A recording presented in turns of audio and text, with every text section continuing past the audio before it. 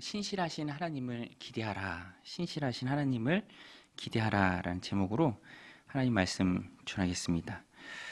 여러분, 하나님은 신실하십니다. 신실하다라는 뜻은 이제 약속하면 지킨다라는 거예요. 약속하면 지킨다. 하나님은 약속하면 그 약속을 반드시 지키시는 분이십니다. 여러분, 하나님은 신실하신 하나님이신 줄로 믿습니다. 하나님은 신실하시죠. 우리 믿음이 그 하나님의 신실하심에 기대는 거예요. 하나님은 사람이 아니시기에 약속을 번복하는 일이 없습니다. 민수기 23장 19절에 보면 하나님은 인생이 아니시니 시건치 않으시고 인자가 아니시니 후회가 없으시도다. 어찌 그 말씀하신 바를 행치 않으시며 하신 말씀을 실행치 않으시랴. 시건이라는 표현이 나와요. 시건. 말을 먹는 거죠. 말을 뱉었지만 그것을 번복하는다라는 그런 표현입니다. 하나님과 인생된 우리의 가장 큰 차이점이 바로 거기에 있어요. 하나님은 시건치 않으시는 분이에요. 또 후회하지 않으시는 분입니다. 분명한 뜻과 계획을 가지고 온 세상을 이끌어 가시는 하나님은 그 신실함에 있어서 사람과 전혀 달라요. 하늘과 땅 차이입니다. 인생이 아니신 하나님은 말씀하신 것을 주워 담으시는 일이 없어요. 말씀하신 것에 대해서 후회하시는 일도 없습니다. 하나님은 항상 하나님이세요. 인생이 아니시죠. 그래서 그 하나님의 성품을 가리켜서 신실하신 하나님이시다라고 말합니다. 오늘 본문에 족보가 갑자기 나와요. 우리 출애굽기 말씀을 살펴보면서 모세와 아론이 이스라엘 백성도 찾아가고 또 바로도 찾아가고 그래서 출애굽을 이끌고 시작하는 그 과정들이 쭉 소개가 됐는데 뭐 실패도 하고 또 배척도 받고 여러 가지 어려움에 쌓이기도 하고 이제 다시 하나님의 말씀 받고 바로 앞에 가서 내 백성을 보내라 라고 말할 그 타이밍에 갑자기 족보가 나와요. 오늘 우리 함께 읽은 본문이 바로 족보입니다. 족보가요, 유대인들에겐 참 중요합니다. 오늘 본문에서도 갑자기 나온 족보지만 불필요한 게 갑자기 나올 리는 없죠. 오늘 본문의 족보가 갑자기 나온 이유는 이 말씀을 통해서 제가 지금 말씀드린 것처럼 하나님이 얼마만큼 신실하게 이스라엘 백성들을 이끌고 가시는가, 그것을 증명하기 위해서 이 족보가 나온 거예요. 하나님께서 아브라함과 언약을 맺으셨죠. 창세기 15장에 보면 이렇게 되어 있습니다. 내 자손은 4대 만에 이 땅으로 돌아오리니 이는 아모리 족속의 죄악이 아직 가득하지 아니함이라 하시더니, 하나님 편에서는 인간의 역사 또 개인의 인생이 쫙 펼쳐져 있습니다. 그 하나님의 구속 사역에 있어서도 시간이라는 게 하나님한테는 의미가 없죠. 그래서 하나님은 시간에 구애받지 않고 그 신실함을 하나님의 백성들에게 보여줄 수 있으세요. 아주 오래전 400년 전이죠.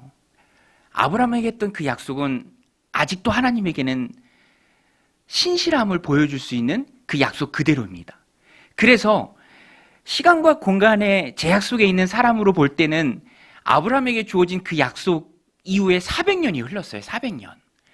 그런데 하나님의 그 약속이 오늘 이 족보에 보면 정말로 신실하게 그대로 이루어집니다. 말씀하신 그대로 4대만이에요. 4대만. 오늘 본문에 보면 아브라함과 약속한 대로 정말로 4대만에 출애굽이 이루어지는 것입니다. 족보에 나온 이름을 보면 정확히 4대예요. 르우벤, 시몬 지나서 레위 지파의 족보를 보면 레위가 있고요. 또 고핫, 그 다음에 아므람, 그리고 이제 아론과 모세. 그러니까 레위부터 시작해서 딱 4대입니다. 4대. 모세와 아론은 하나님의 말씀 그대로 레위부터 시작된 4대째예요. 그러니까 여러분, 얼마나 신실합니까? 하나님은 정말로 신실하신 분이에요. 400년이라는 그 역사의 두께가 우리에게는 참 크게 다가오죠. 너무너무 크게 다가옵니다. 그러나 하나님에게 있어서는 그 신실함에 조금의 흠집도 낼 수 없는 기간이에요. 왜냐? 하나님은 시간의 구애를 받지 않으시는 분이에요. 천년이라 할지라도 하나님께는 어제와 같다. 시편 90편 4절이죠. 주의 목전에는 천년이 지나간 어제 같으며 밤의 한 경점 같을 뿐임이니이다. 경점이 순간이에요. 하나님은 시간의 구애를 받지 않으시는 분이고요. 그래서 그 약속의 기간이 아무리 오래되었다 한들, 오늘 말씀처럼 400년이 지났다 한들 하나님은 잊지 않으세요. 기억하십니다. 그리고 정확히 4대 만에, 오늘 본문의 족보에 기록되어 있죠. 레위, 고핫, 그리고 아므람, 그리고 두 형제 아론과 모세, 정확히 4대 만에 하나님의 그 약속을 신실하게 이루세요. 사람은 그렇지 않아요. 사람은 그렇지 않습니다. 제가 어떤 영상 보니까 사람은 시간의 한계 속에 있잖아요. 그래서 들은 걸 잊어먹기도 합니다. 제가 어떤 영상에 보니까 그 1억 원이 넘는 차를 산 그런 분이에요. 그런데 뭐 독일 차인데 굉장히 고가의 차다 보니까 서비스가 어려운 거예요. 서비스가. 센터에 입고하면은 응대하는 직원들은 그렇게 친절하대요. 뭐가 어떻게 고장난지 모르니까 일단 응대는 되게 친절한 거예요. 그런데 한 2달 정도 맡겨놔야 된답니다. 2달 정도. 뭐가 어디에 고장난지도 모르고 뭐 부품을 다시 막 수입해 와야 되고 몇 개월 후에 입고가 되고 너무너무 불편한 거죠. 그렇지만 응대는 친절하다. 사람은요, 모든 상황을 다 컨트롤할 수 없고 또 말한 것을 지킬 만한 능력이 없기 때문에 신실하지 못해요. 어쩔 수 없습니다. 그만큼 연약한 존재예요. 저도 막내가 그래요. 아빠 5월 달에 캠핑 가기로 했으면서 왜 안 가냐? 도대체 언제 가냐? 저는 말을 했지만 당시에는 진심이었지만 이게 살다 보면은 하다 보면 이게 쉽지 않은 거죠. 그래서 궁여지책으로 되도록 약속하지 마라. 되도록 약속하지 말라. 목사님들도요. 목사님들이 그런 얘기해요. 성도들하고 함부로 약속하지 마라. 왜냐하면 성도들은 그 시간을 고대하고 기다린다는 거예요. 나는 빈말로 했을지 모르지만 언제 시간 나면 밥 한번 해요. 그러면 성도님들이 기다리는 거예요. 사람은 다 연약해요. 말한 것을 지킬 수가 없어요. 상황을 컨트롤할 수가 없죠. 악해서 그런 게 아니라 연약하기 때문에 그래요. 그래서 그 하나님의 신실하심이 오늘을 살아가는 우리에게 더 크게 다가오는 거예요. 어디에서 신실함을 우리가 기대할 수 있습니까? 하나님밖에 없어요. 400년입니다. 400년. 400년이 지난 후에도 정확히 4대 만에 출애굽시키는 거예요. 하나님은 하나님의 역사를 신실하게 이끌어 가세요. 그래서 우리는 우리의 시간표나 또 우리의 조급함을 어떤 때는 좀 내려놓을 수 있어야 돼요. 우리 한번 따라 세우겠습니다. 하나님은 신실하시다. 여러분 믿으십니까? 그래서 우리는 우리의 조급함을 내려놓을 필요가 있어요. 제가 지난주에 컨퍼런스 다녀왔잖아요. 컨퍼런스 때 또 수요 예배 때 재밌게 카페에서 예배 들으셨다고 해요. 저는 컨퍼런스 가서 참 은혜를 많이 받았어요. 저희 강의해 주시는 강사 목사님이 참 알코올 중독자, 어머니가 무당인 사람, 뭐 가족의 무당인 사람, 그리고 정말 아주 불우한 가정, 그런 사람들 데리고 처음에 이제 청주에서 목회를 하신 목사님이에요. 그러니까 그 하시는 그 말씀 하나하나가 정말 주옥 같죠. 저도 그냥 막 계속 울컥울컥 하는데 시원하게 울고 싶으나 또 아내가 옆에 있어서 또 눈치 보느라고 울지도 못하고. 그런데 제가 이렇게 와서 보니까 제가 그분 강의를 2014년도에 들었었어요. 2014년도. 지금부터 9년 전이죠. 이제 그분이 처음 교회를 시작한 게 2004년도예요. 그러니까 딱 10년 지나서 제가 들었고 10년 지나고 그때 했던 강의 내용이 지금과는 또 달라요. 그리고 9년이 지난 지금 19년째 이제 교회를 세워가시는데 지금 하는 강의가 또 지금 하는 그 상황이 달라요. 이분이 부정맥으로 그렇게 고생을 하셨어요. 부정맥 아시죠? 부정맥. 심장이 불규칙하게 뛰는 거예요. 그 중에서도 심한 케이스래요. 갑자기 심장이 불규칙하게 막 200번 정도 뛰면 집안에서 화장실이 저긴데 거길 못 가겠다는 거예요. 누가 요강을 좀 갖다 주면 좋겠다. 부축이라도 받고 싶은데 말하면 아내나 자녀들이 걱정하니까. 죽음이 너무 두려웠대요. 오늘 밤 자면서 죽을 것 같더래요. 목사여서 천국을 설교하지만 실제적 죽음이 자기 앞에 다가왔을 때 그 믿음이 다 휘발되어 버린다는 거예요. 하나님 계신 곳은 강대상. 강대상만 떠나면 하나님 안 계신 것 같다는 거예요. 그리고 강대상에서 자고 집을 잘 안 들어갔대요. 내가 개척교회 하는데 우리 아이들 그거 다 보는데 개척교회 하다가 나 죽는 모습 아이들이 보면 얘네들 다시 교회 안 갈 것 같다. 그 두려운 마음에 강대상에서 잤대. 강대상에서. 하나님이 자기를 버리신 것 같았대요. 하나님이 자기를 버리신 것 같아요. 컨퍼런스 오면 제가 갔던 그 컨퍼런스는 너무 좋은 거예요. 근데 돌아가고자 하면 마음이 막 주저앉는 거예요. 돌아가려고 차 안에만 타면 눈물이 흐르고 가기 싫은 거예요. 하나님이 자기를 버린 것 같다. 버린 것 같다. 그런데 2004년도에 시작하고 제가 14년도에 강의를 듣고 또 23년도 9년 지나서 또 강의를 들었죠. 지금은 상황이 완전히 바뀌었어요. 조금씩.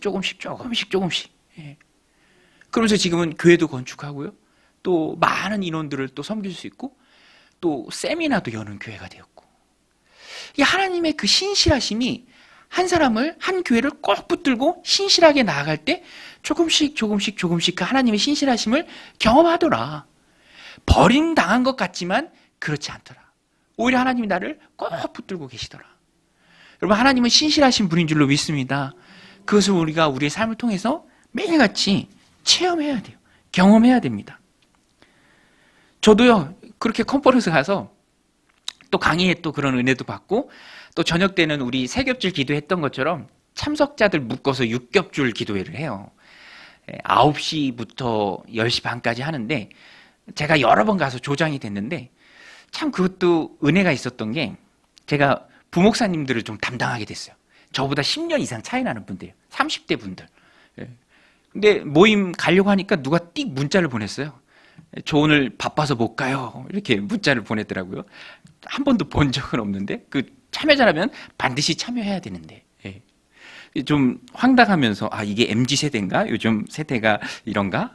그런 것도 좀 느끼면서 근데 또 그 모습 속에서 저의 과거의 모습이 또 보이더라고요.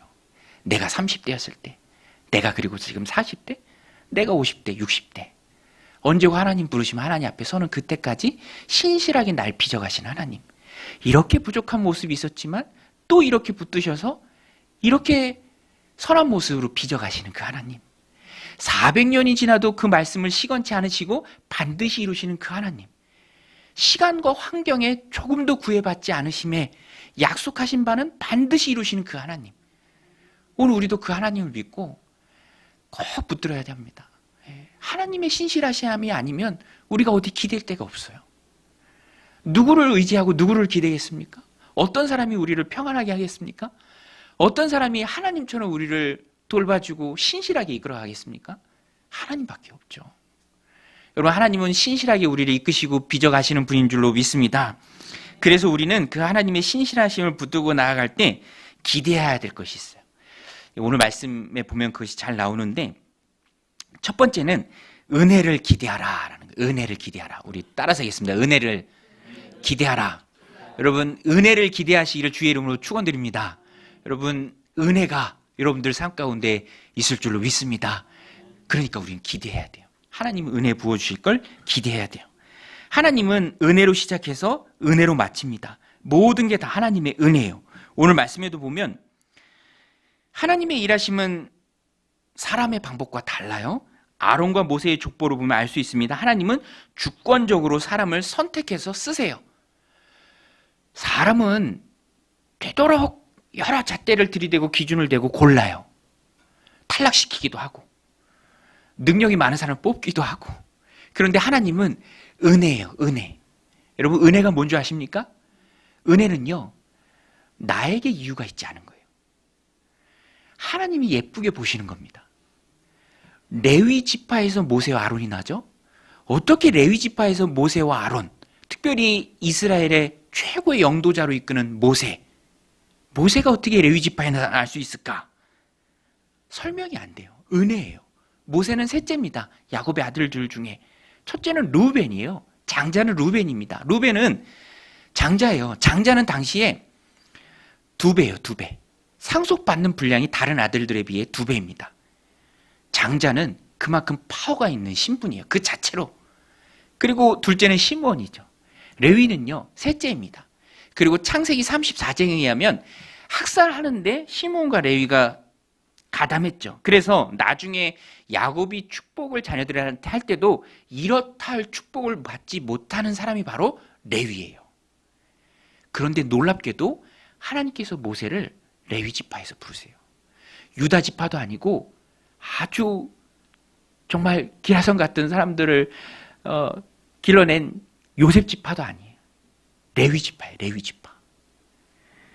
뭐 지금이야 모세가 나왔기 때문에 참 대단한 지파다라고 생각하지만 하나님이 쓰실 이유가 없는 지파예요, 사실. 그런데 하나님이 이 레위 지파를 쓰셨죠. 유다 지파도 아니고 요셉 지파도 아니고 레위 지파. 레위 지파를 하나님이 선택하셨습니다. 왜 그러셨습니까? 이게 은혜예요, 은혜. 여러분, 하나님은 은혜로 우리를 선택하신 줄로 믿습니다. 은혜로 우리를 선택하셨어요. 은혜로다. 주의 은혜. 한량없는 주의 은혜. 은혜로다. 주의 은혜. 변함없는 신실하신 주의 은혜. 하나님의 은혜예요. 여러분, 오늘 우리도 어차피 은혜는 나와 상관이 없어요. 내 자격으로 주는 게 아니에요. 그냥 하나님이 불가항력적으로 내게 부어주시는 것입니다. 그래서 우리는 하나님 이끄시는 삶을 살아갈 때, 하나님의 신실하심에 기댈 때 레위에게 허락하시고 모세와 아론에게 허락하셨던 그 한량없는 은혜, 변함없는 신실하신 하나님 부어주시는 은혜를 구해야 합니다. 하나님이 이런 은혜를 내게, 너무 송구스러운데? 너무 죄송스러운데? 내가 이런 받을 자격이 있을까? 어차피 은혜는 자격이 아니에요. 그것은 하나님이 주권적으로 우리에게 주시는 것입니다. 변함없는 은혜, 신실하신 주의 은혜, 한량없는 주의 은혜. 여러분, 막힌 산을 한 방에 뚫는 것이 하나님의 은혜입니다. 하나님이 지속적으로 쭉 부어주시는 은혜가 있는 것 같아요. 오늘 우리도 그 은혜를 좀 사모해야 합니다. 저도 컨퍼런스 가서 하나님의 은혜가 선명해지는 그런 경험을 해요. 비교해서 우월한 게 아니라 내게 주시는 내 은혜를 볼 수 있는 눈이죠. 이제 컨퍼런스 가면은 이제 열악한 환경에서 목회하시는 분들도 참 많이 오세요. 그러면 이제 예배당이 있는데 쪽방에서 생활하시는 분들이 더러 계세요. 쪽방에서. 제가 아는 분도 위례 쪽에 이제 교회를 예배당을 이제 세웠는데 자녀가 없대요. 자녀가. 그래서 뭐 자녀도 없고 모든 것을 다 거기에 쏟아부었기 때문에 그 예배당 한 켠에 그 쪽방에서 이제 둘이 생활하신다. 그런 말씀도 하더라고요. 또 어떤 분은 이건 좀 안타까운 경우인데 쪽방에서 그렇게 생활하다 다른 분은 바퀴벌레가 귀 속에 들어간 적도 있대요. 바퀴벌레가. 그 응급실 가서 그거 빼는데 정말 힘들었다. 그런 고백도 하시더라고요. 그러니까 저에게 부어주시는 그 하나님의 은혜가 얼마나 선명하게 보입니까? 저는 예배당에서 자지 않잖아요. 감사하죠. 은혜입니다. 은혜. 저도 하나님 부어주신 은혜가 참 많아요. 그래서 저는 학생 때부터 등록금 걱정은 안 했어요. 등록금 걱정. 부모님을 통해서 주시는 하나님의 은혜죠. 부모님의 은혜죠. 그래서 뭐 고지서 나오면 그냥 식탁에 던져놨어요. 근데 그러는 친구들이 많지 않은 걸 봐요. 하나님의 은혜죠. 여러분, 하나님 우리에게 부어주시는 은혜가 있는 줄로 믿습니다. 우리는 그 은혜를 보고 깨닫고 선명하게 붙들고 그 은혜가 한량없이 지속적으로 충만히 우리들 삶에 임하도록 기도해야 돼요. 구해야 돼요. 기대해야 합니다. 신실하신 하나님이세요. 변함없는 신실하신 주의 은혜. 여러분, 은혜의 특징은요, 이유가 내게 없다라는 거예요. 하나님이 나를 은혜 받을 만한 자로 봐주세요. 이게 얼마나 귀해요? 교회 카페에 놀러 오는 아이들이, 자주 오는 아이들이 있어요. 근데 그 중에 어떤 아이가 저랑도 이제 가끔 대화하는데 저를 보더니 몇 살이냐요? 몇 살? 예. 예. 우리나라 사람들은 꼭 몇 살이냐고 질문 받으면 뭐라고 물어봅니까? 예. 몇 살인 것 같니? 그러잖아요. 예. 그 아이가 23살 막 그래요. 예. 23살 아닌데 25, 막 30에서 넘어가지가 않는 거야. 예. 32. 예. 얼마나 예뻐 보이던지, 그죠? 예. 예. 제가 결혼했다니까 막 놀래요. 아, 벌써 결혼하셨냐고. 첫째가 어떻게 되시냐고. 막 중학교 2학년 있다니 더 놀래고 막. 같이 여기서 이렇게 게임 하면서, 예. 제 머리를 보더니 멋있대요. 멋있으면서 연예인 같대요. 연예인. 예. 그래서 내가 요새 애들한테 이렇게 잘 보이는 그런 스타일인가? 내가 시대를 좀 일찍 태어났나? 예. 근데 이제 말도 안 되는 얘기죠. 말도 안 되는 얘기고 그 아이 눈에 잠깐 그렇게 보일 뿐이죠. 근데 여러분, 우리가 하나님 보실 때 그렇게 예쁘게 보여요. 여러분, 하나님 우리를 예수님처럼 봐주시는 줄로 믿습니다. 그래서 은혜를 부어주시는 거예요. 예수님처럼 우리를 봐주세요. 얼마나 귀합니까? 하나님 우리를 예수님처럼 봐주니 있는 모습 그대로 사랑하십니다. 그래서 우리는 은혜를 기대해야 하고요, 은혜를 구해야 합니다. 하나님의 관점에서 우리는 은혜 받을 만한 자예요. 하나님의 관점에서는 편견이 없습니다. 다 예수님처럼 귀하게 하나님이 봐주세요. 예수님처럼 봐주십니다. 근거가 내게 없어요. 그냥 사랑하시는 것입니다. 조건 없는 사랑이에요. 성도는 이 은혜를 구해야 합니다. 누려야 되고요, 또 흘려보내야 합니다. 어차피 자격이 아니에요. 여러분, 은혜를 구하고 은혜를 누리고 은혜를 흘려보내는 귀한 성도님들이 다 되시길 바랍니다. 또 한 가지는 출애굽이라는 큰 산을 넘어갈 때 영적인 힘을 하나님이 주세요. 그래서 하나님께 집중해야 합니다. 하나님의 능력을 제한하지 말아야 돼요. 세상을 살아가지만, 우리가 세상을 발딛고 살아가지만 세상의 논리로 하나님의 능력을 제한하지 말아야 돼요. 하나님은 약속에 신실하신 분입니다. 출애굽은 기정사실이에요. 그것은 정해진 것입니다. 세상적 언어로 표현하면 바뀔 수 없는 운명이에요. 하나님이 정해놓으신 거예요. 반드시 출애굽은 됩니다. 그 가운데 성도는 하나님의 도우심을 기대해야 돼요. 그래야 출애굽이라는 큰 산, 바로라는 큰 산, 그것을 뚫고 넘어갈 수 있어요. 오늘 우리도 인생을 살아가다 보면 어려움에 직면할 때가 참 많이 있죠. 큰 산을 마주할 때가 참 많이 있습니다. 관계 속에서 또 내가 맡은 어떤 일을 해감에 있어서 큰 산이 있어요. 그때 우리는 하나님의 도우심을 구해야 돼요. 아, 하나님이 이 산을 넘어가도록, 이 위기를 뚫고 지나가도록, 정면 돌파하도록 하나님이 도우실 것이다. 세상의 논리가 아니라 신실하신 그 하나님을 기대하며 도우심을 구해야 합니다. 은혜를 구하라, 도우심을 구하라. 그러면 하나님이 도우실 자들을 붙여주세요. 하나님이 채워주십니다. 특별히 오늘 말씀의 초점은 돕는 손길이에요. 돕는 손길. 오늘 말씀에 보면은 26절과 27절에 보면, 26절에 보면 아론과 모세가 나오는데 26절에 보면 아론과 모세로 나와요. 아론과 모세. 한번 보세요. 아론과 모세. 그렇죠? 26절에 아론과 모세로 나옵니다. 근데 여러분, 우리가 성경을 조금만 읽어도 알듯이 구약이건 신약이건 이름이 먼저 나오는 것도 참 중요한 의미를 가져요.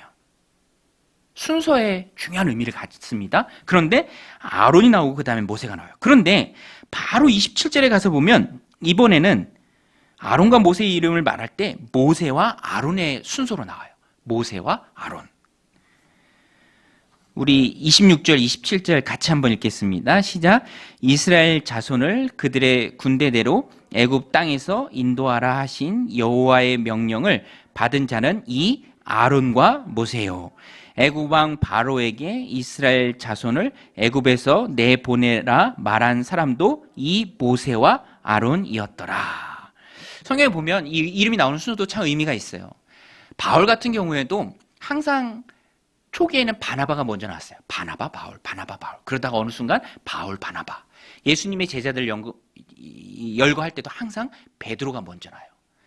먼저 나오는데 의미가 있습니다. 그런데 여기서는 연속되는 두 구절인데 굳이 모세 아론의 이름을 순서를 교차해서 이렇게 적었을까? 그것이 나왔을까? 이것이 주는 메시지가 있습니다. 그것은 하나님 앞에서 모세와 아론은 누가 더 중요하다고 말할 수 없이 똑같이 중요한 사람이다. 즉 하나님의 일을 함께하는 동역자다라는 거예요. 동역자다. 그것을 강조하기 위해서 이렇게 순차적으로 교차해서 나옵니다. 동역자다라는 의미예요.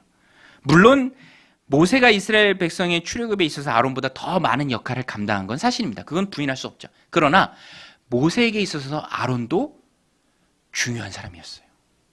나는 입이 뻣뻣합니다. 입이 둔합니다. 할 때 하나님이 아론을 모세에게 소개시켜 주죠. 그리고 아론이 모세 옆에 꼭 붙습니다. 모세가 이스라엘 백성이 아말렉과 싸움할 때 또 아론이 옆에서 모세를 돕기도 해요. 모세는 지도자고 아론은 초대 대제사장이에요. 종교를 책임져요. 신앙을 책임집니다. 첫 번째예요. 아론의 계열에서 항상 대제사장이 나오죠. 그러니까 모세에게 있어서 아론은 참 중요한 동역자였습니다. 아론에게 있어서 모세도 중요한 동역자였고요. 그것을 우리에게 메시지로 보여주는 것이 이름이 교체해서 나오는 거예요. 저는 이 말씀을 우리가 붙들 때 출애굽이라는 커다란 산을 나갈 때, 커다란 산이 맡고 있는 오늘 우리의 인생을 살아낼 때, 어느 길이 맞는 길인지 모를 때, 나도 내 마음을 감당 못하고 다른 사람의 마음은 더 감당 못하지만 해야 할 수밖에 없는 그 일이 내 안에 있을 때, 내 앞에 있을 때, 오늘 우리도 돕는 손길을 하나님 붙여주옵소서라고 하나님 앞에 기도해야 돼요. 그리고 하나님이 돕는 손길을, 일꾼을, 또 하나님이 좋은 만남을 붙여주십니다. 내가 다 노력한 만큼 성과가 얻어지는 게 아니잖아요. 하나님이 정말 기대하지 못했을 때 뜻밖의 어떤 사람들을 만나게 하셔서 일이 풀리게 하시고 그분들의 조언을 통해서 또 헤쳐나가게 하시기도 하는 경우가 참 많이 있습니다. 그래서 출애굽이라는 그런 인생의 큰 어려움과 큰 산들이 우리 앞에 있을 때, 관계 가운데 어려움이 있을 때, 그렇지만 내가 감당해야 되고 내가 해야 할 일이 분명히 있을 때 우리도 하나님의 도우심을 기대하고 구해야 돼요. 기대하라, 기대하라. 하나님 돕는 손길을 붙여주옵소서. 귀한 동역자를 붙여주옵소서. 여러분, 그래서 기도도요, 팀으로 해야 돼요. 팀으로. 나를 위해서 기도해 주는 사람들이 있어야 하고요, 내가 나의 기도를 필요로 하는 사람들을 위해서 우리도 기도해야 합니다. 항상 그 팀으로 엮여 있어야 돼요. 세 겹줄은 쉽게 끊어지지 않죠. 같이 기도해야 합니다.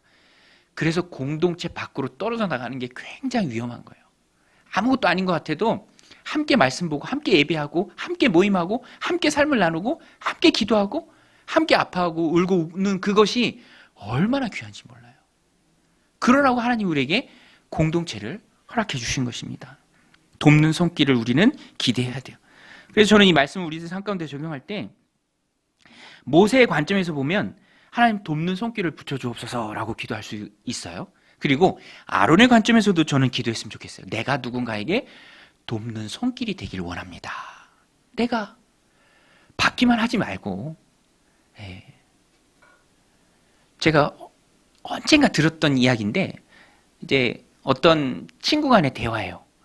근데 뭐 정확히 기억은 안 나는데 내가 굉장히 어려운데 대학생인데 누군가 나를 복지가가 나서서 남은 대학의 등록금을 다 대주기로 했다. 누군가에게 이런 도움을 입었다. 그러니까 그 친구가 이렇게 얘기했어요. 부럽다. 부럽다. 그쵸?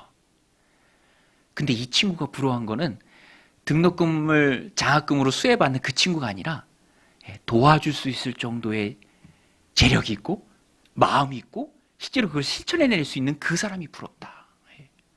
오늘 우리도 그래야 돼요. 언제까지 받기만 할 겁니까? 언제까지 기도만 받을 거예요?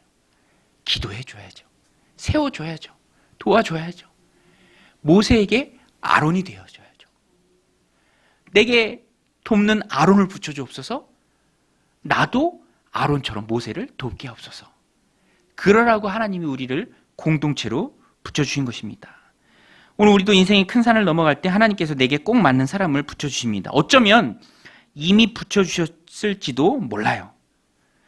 이제 성경 공부 화요일날 오전에 하는데, 이제 거의 막바지에 가면 헌신에 대한 이야기를 합니다. 근데 헌신은 분별이다. 가정에서, 또 일터에서, 공동체에서, 그리고 팀 의식을 갖는 게 중요하다.